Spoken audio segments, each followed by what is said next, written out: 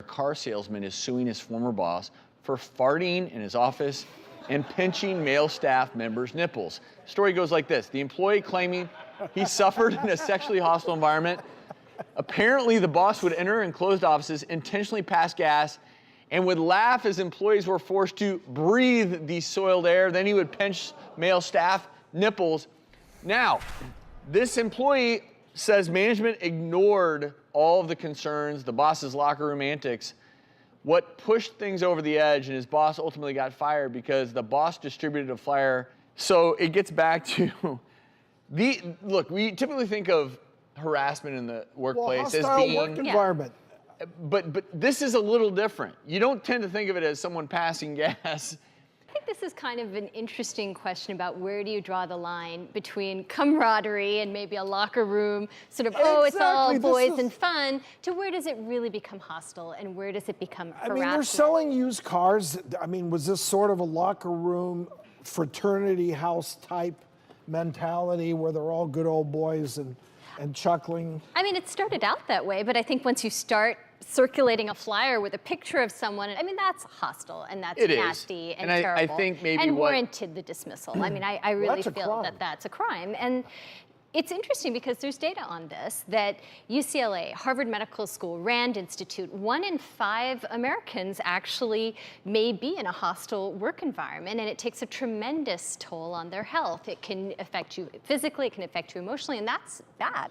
You can politely say, well, you know, this sort of isn't fair, I was misled, but it is the way it is. There's a very fine line between fun and games and crossing that line. I think obviously what is acceptable has changed dramatically for good reason, because in the past people would be bullied at work and have to hide under a rock and hope they don't lose their job.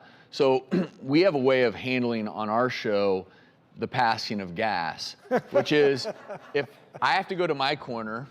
So if you ever see me hosting the show and I'm back here, this is my corner. I am trying to be respectful of my colleagues.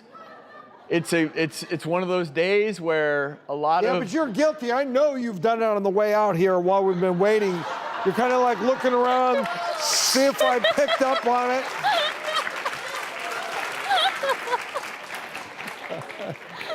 Drew's revealing all the behind the scenes. Oh. Hey, tell me when I can leave my corner. You can join the party. Back? Come on back. Come on back.